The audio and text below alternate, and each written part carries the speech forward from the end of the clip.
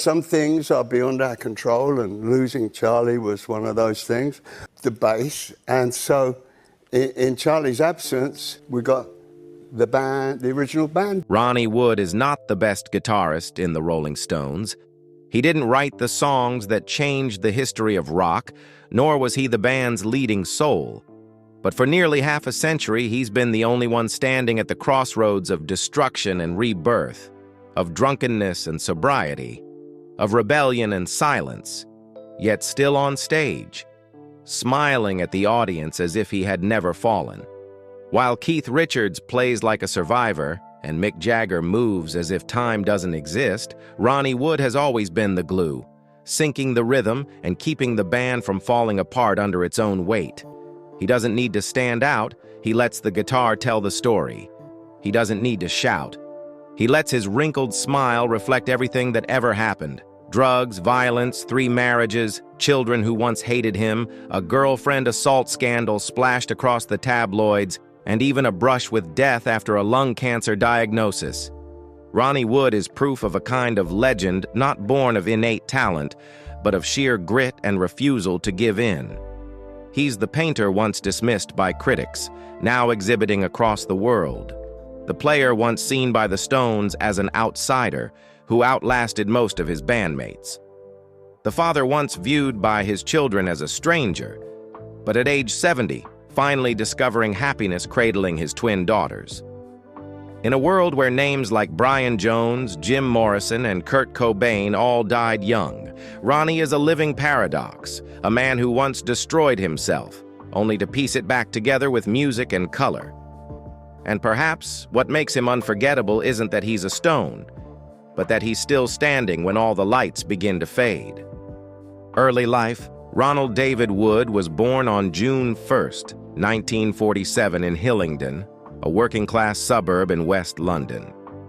While other children of his generation lived in brick houses and played in schoolyards, Ronnie grew up on a battered old houseboat drifting along the Thames, where winters were bitterly cold without heating, and summers thick with the stench of booze, cigarette smoke, and the raucous laughter that followed every night of heavy drinking. His father, Arthur Wood, was an amateur singer who performed at social clubs, while his mother, Lizzie, was a free-spirited housewife who loved parties and rarely set boundaries for her children. There was no bathroom, no hot water, but there was always alcohol, cigarettes, music, and adults laughing into the night. Ronnie once said, "I can't remember a single day in my childhood when there wasn't a drunk adult in the house." He had 2 older brothers, Art and Ted, both passionate about music and art. Art Wood would later become the lead singer of the blues band The Art Woods, and it was his brothers who first introduced Ronnie to the sound of the guitar, American blues records, and spontaneous jam sessions in the garage. Though the youngest, Ronnie's childhood was far from sheltered. He smoked his first cigarette at age 8, had his first drink at 11, and started sketching portraits of his musical heroes on the vinyl sleeves his father kept. Amid the chaos, Ronnie revealed a natural talent for painting that astonished his teachers as early as age 10. With a pencil or a brush, the boy from the houseboat could recreate the world in his own vision, wild, vivid, and full of motion like a guitar riff. This gift helped him pass the entrance exam to Ealing Art School, the same school that later produced British cultural icons like Freddie Mercury and Pete Townshend. At Ealing, Ronnie painted during the day and played guitar in pubs at night to earn some cash. That life wasn't much different from his teenage years, chaotic, sleepless, exhausting, but brimming with sound, color, and a kind of rebellion no one could ever contain. Ronnie Wood's childhood didn't include moral lessons or cozy evenings reading with his parents, but it was from that very disorder that a true rock spirit was forged, one that feared no mistakes, no falls, no smudges, as long as he could stand back up and keep playing, with a brush, a guitar, and a soul that never quite knew what order meant. Early career. If Ronnie Wood was ever taught that an artist lives outside the rules, he understood it from the very first time he stepped on stage, not in a grand theater, but in a noisy pub thick with smoke and the stench of stale beer, where he had to shout just to keep his guitar from being drowned out by the howls of drunks.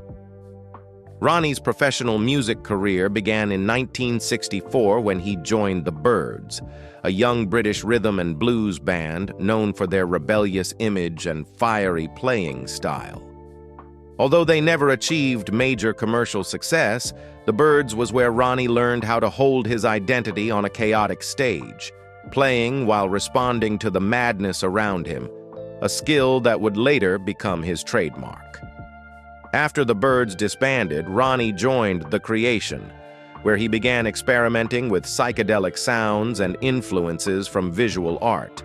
But the real turning point came in 1967, when Ronnie switched from bass to lead guitar to join the Jeff Beck Group, a pioneering band in hard rock and blues rock that launched several legends. Alongside Jeff Beck and vocalist Rod Stewart, Ronnie recorded two seminal albums, Truth, 1968, and Beck Ola, 1969, now seen as precursors to heavy metal and a major influence on Led Zeppelin. Though not the creative center, Ronnie brought to the group a style of playing that was emotional, loose, and instinctive rather than technically polished, a quality that made him stand out in the rising wave of young musicians. However, the Jeff Beck Group fell apart due to internal conflicts and instability. Ronnie and Rod Stewart went on to form Faces, a band Ronnie affectionately called a drunken musical family. Amid smoky tours and endless nights of drinking, Faces became an icon of early 70s British rock and roll debauchery, with songs like Stay With Me, Cindy Incidentally, and Ooh La La. Faces didn't last long. Rod Stewart pursued a solo career, while Ronnie emerged as a strong contender for the vacant guitar slot in the Rolling Stones after Mick Taylor's departure in 1974. When Ronnie first entered the studio with the Stones, he didn't come in with swagger. He brought a bottle of booze, an old Fender guitar, and a survival instinct sharpened by years of playing to rooms where no one listened, where you had to play like it might be your last time. And perhaps that's exactly what made Mick Jagger and Keith Richards see in Ronnie not just a guitarist, but a comrade, a fellow madman. The 60s and early 70s were Ronnie Wood's wild dive into music, with scorched fingertips, a defiant laugh, and a heart that had never feared the stage. It was a time when rock and roll was still raw, and he, an imperfect misfit, turned out to be the perfect piece to fit into a coming legend. Career success. In 1975, when the Rolling Stones faced a major void after the departure of Mick Taylor, a gifted but distant guitarist, Ronnie Wood appeared as a temporary solution, a friend of Keith Richards, someone who could tour for fun and was crazy enough to survive the Stones. But what no one expected was that this so-called temporary guy would become a permanent fixture in the band, sticking with them for life as a quiet cornerstone. Not flashy, not dominant, but always there at the right time, in the right place, with the right Stones spirit. Ronnie joined the Stones just as the band was shifting from their rebellious bad boy image into the era of global superstardom, with massive tours, lavish studios, and crushing commercial expectations. He didn't just bring versatile guitar skills. More importantly, he brought fresh energy, camaraderie, and an ego that didn't compete with anyone. Keith once said, "Ronnie didn't come to replace anyone. He came to make the Stones breathe easier." Ronnie's signature playing style, known as weaving, combined with Keith's to form a dual rhythm system where it was no longer clear who was playing rhythm and who was playing lead. They traded roles effortlessly on stage, like two improvising dancers, giving Stones music from Some Girls, 1978, onward a lighter, groovier feel while keeping its signature grit. Ronnie didn't write many songs for the Stones, but he contributed to tracks like Dance Part 1, Black Limousine, and One Hit to the Body, all stamped with his quirky, spontaneous riffing. Beyond the music, his play to live, not live to win attitude helped ease the ever-present tension between Mick Jagger and Keith Richards. Despite his vital role, Ronnie was only officially made a full member in the early 90s, nearly 2 decades after joining. Until then, he received a fixed salary, no share in the profits, a bitter reality he accepted with an optimistic grin. "I play because I love them, not for the check." Alongside the Stones, Ronnie released several solo albums like Gimme Some Neck, 1979, 1, 2, 3, 4, 1981, and I Feel Like Playing, 2010, and frequently collaborated with legends like Bob Dylan, George Harrison, and Eric Clapton. He also hosted The Ronnie Wood Show, a radio program where he invited fellow musicians to chat and jam. Notably, his childhood passion, painting, never faded. Ronnie kept painting on tour, in hotels, backstage. His artwork has been exhibited in London, Tokyo, New York, bursting with color, boldness, and rhythm, just like his music. Critics remained divided, but the public embraced the raw instinct and freshness in his every stroke. From a drunken pub guitarist, Ronnie Wood became an irreplaceable part of the greatest rock band on earth, without needing to shout or outshine anyone. He succeeded not by standing out, but by enduring, adapting, and surviving, always willing to fall half a beat behind so the band could move forward. It wasn't the victory of a genius, it was the triumph of someone who knew how to stay afloat in the storm. And Ronnie, he was the quiet oar that kept the Stones rowing forward for nearly half a century. Turmoil and shadows. No one survives half a century in the rock industry without bearing scars, and Ronnie Wood carries an entire map of fractures. While other legends were destroyed by the spotlight, he nearly burned himself from the inside out. For Ronnie, alcohol wasn't a pleasure. It was part of his rhythm of life, a fuel, a remedy to fight loneliness, pressure, and even himself. From the 1970s to the late 2000s, his addiction was so severe he could no longer tell night from day. Once, he woke up in a strange hotel, opened the window, and thought he was in Tokyo, only to realize much later he was in Barcelona. Between 2006 and 2010, he entered rehab at least 7 times. The press called it a cycle of despair. But for Ronnie, it was a silent war, with the enemy living right inside his own head. But strangely enough, his worst collapse didn't come from the bottle. It came from a scandalous love affair. In 2009, at 62 years old, Ronnie became entangled in a tabloid frenzy over his relationship with Ekaterina Ivanova, a 20-year-old Russian cocktail waitress. They moved in together just weeks after meeting, despite protests from friends and even the band. The relationship quickly became tabloid gold.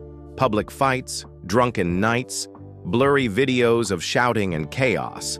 The climax came when Ronnie was arrested for assaulting Ekaterina in public.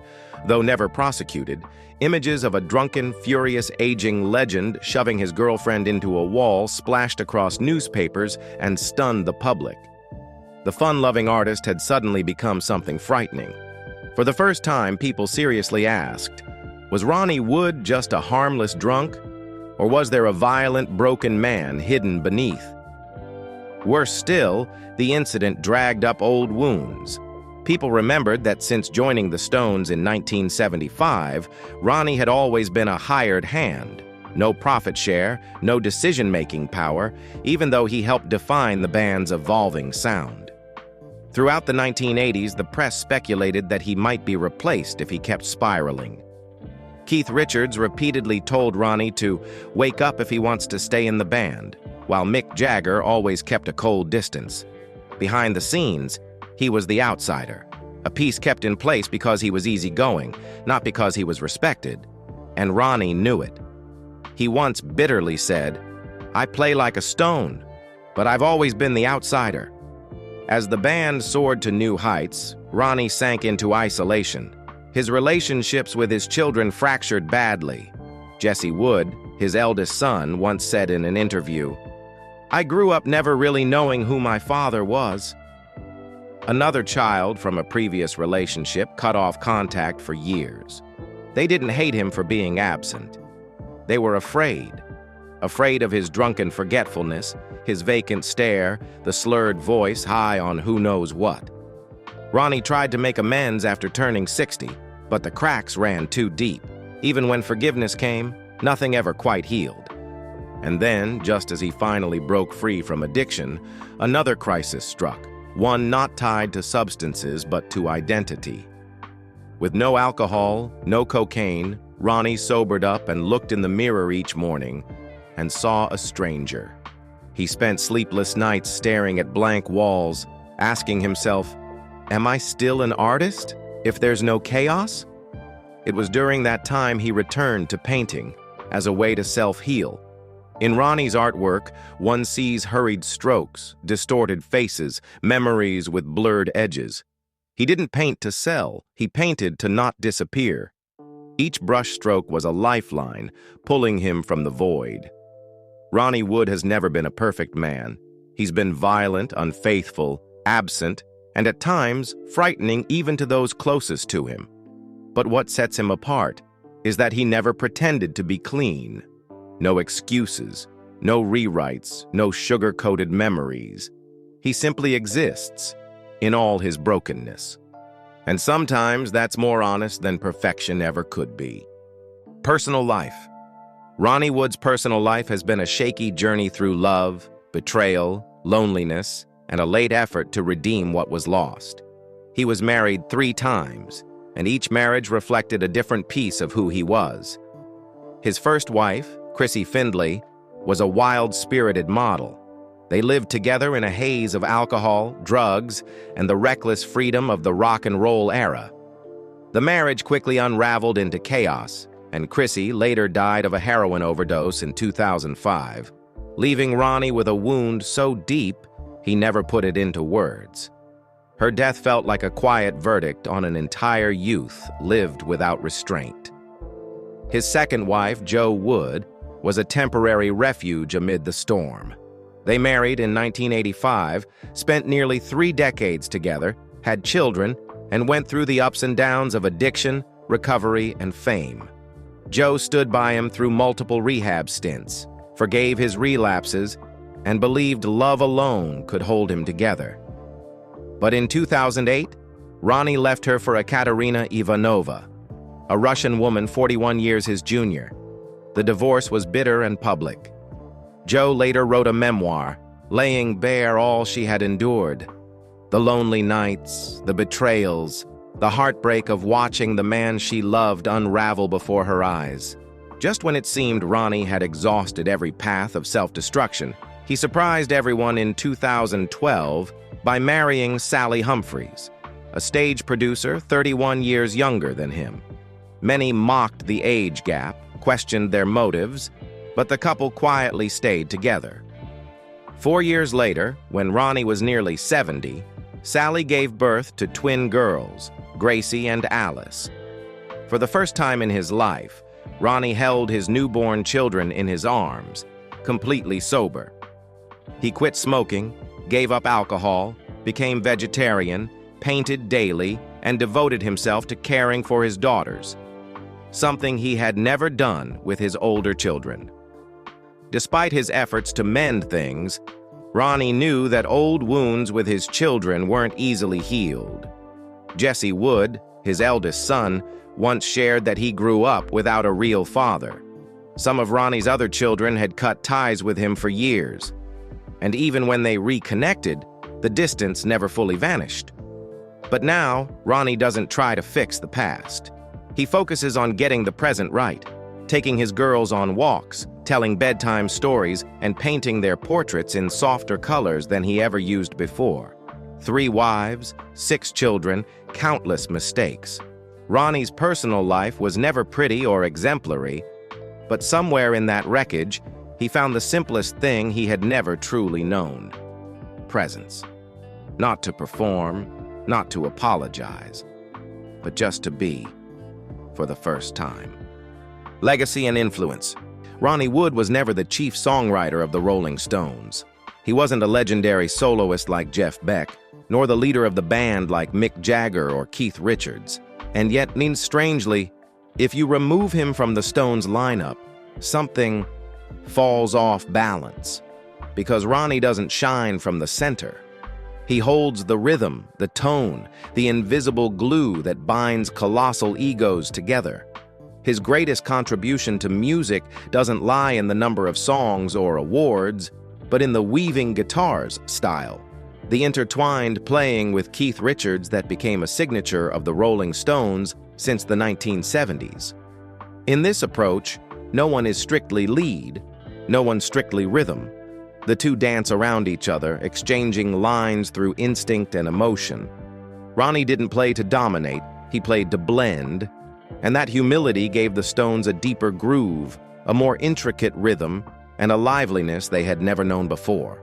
In 1989, he was inducted into the Rock and Roll Hall of Fame with the Rolling Stones.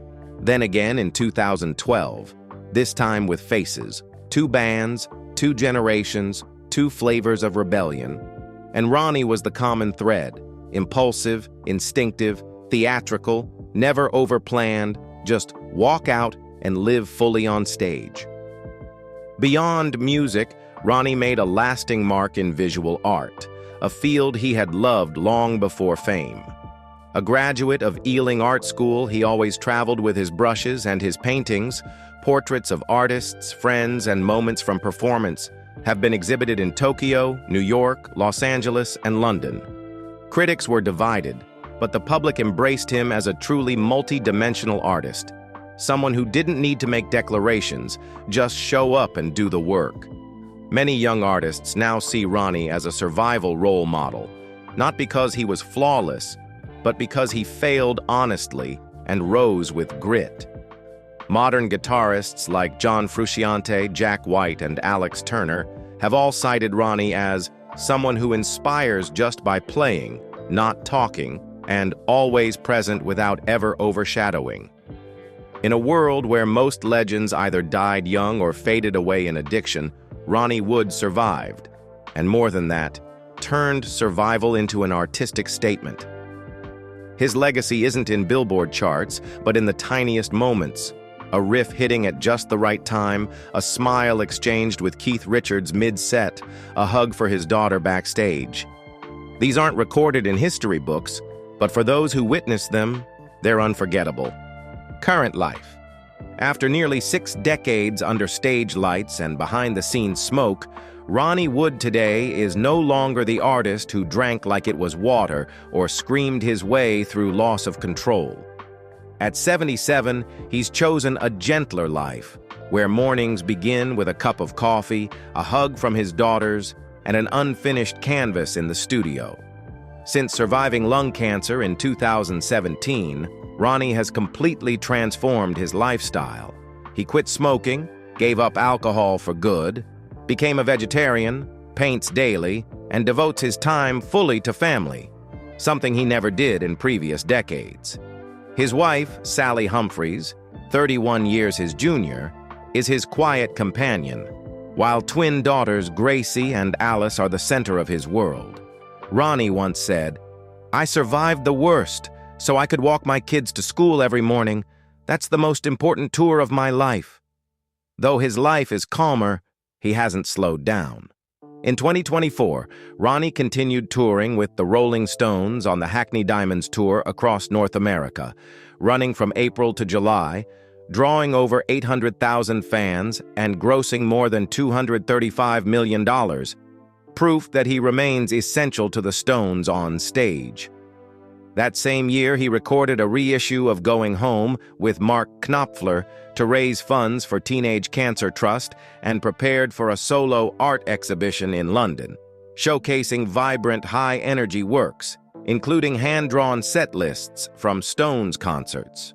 Entering 2025, Ronnie is still busy.